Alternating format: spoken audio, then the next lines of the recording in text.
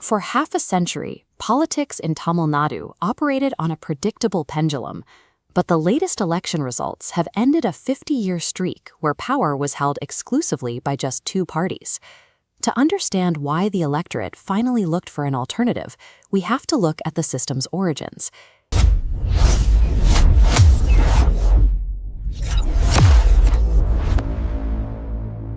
It began with the 1940s Dravidian Kalagam movement, which focused on self-respect and organized opposition to the caste hierarchy.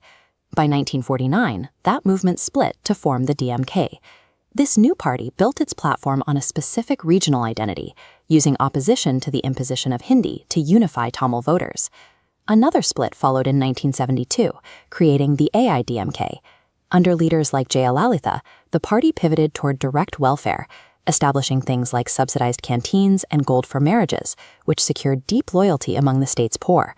For 5 decades, power simply moved back and forth between these two organizations. Over time, the AIA-DMK struggled with internal leadership voids and persistent corruption scandals, while the DMK remained focused on decades-old language narratives. With no other options, voters were caught in a cycle of swapping established machines. This repetition eventually led to voter fatigue.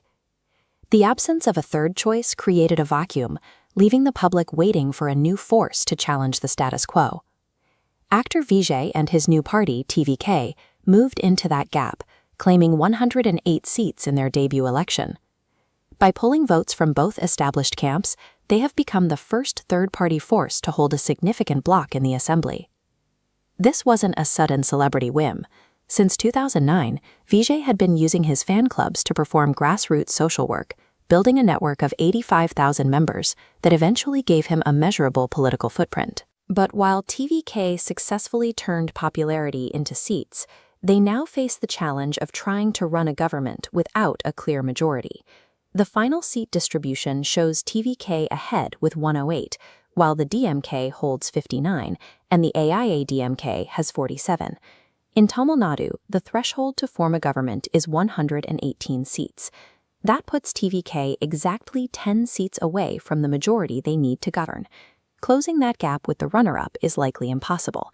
TVK spent the entire campaign attacking the DMK establishment, and an alliance now would undermine their core message. A partnership with the AIA-DMK is also difficult.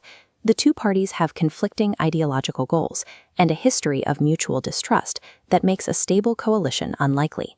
This math forces TVK to look toward a patchwork of much smaller, ideologically diverse parties to try and reach the finish line. To get those last 10 seats, TVK must stack small blocks from Congress, the Muslim League, and the CPI. But a government built on minor partners is inherently unstable.